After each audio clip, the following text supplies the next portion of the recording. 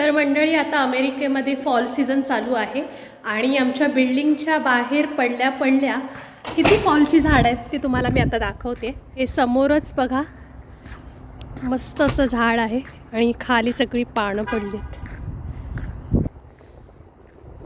आहे की नाही मोहब्बतेवाली पानं, किती पानांचा खच पडलाय बघा. वातावरण मस्त थंड आहे, खूप छान वाटतंय चालायला.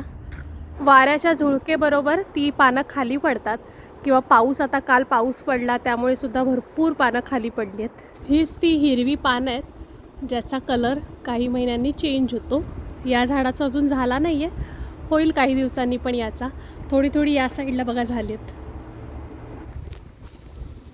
जेव्हा स्प्रिंग महिना सुरू होतो त्यानंतर समर सीझन असतो आणि नंतर त्याचे रंग चेंज होत जातात, ऑरेंज लाल असे होत जातात.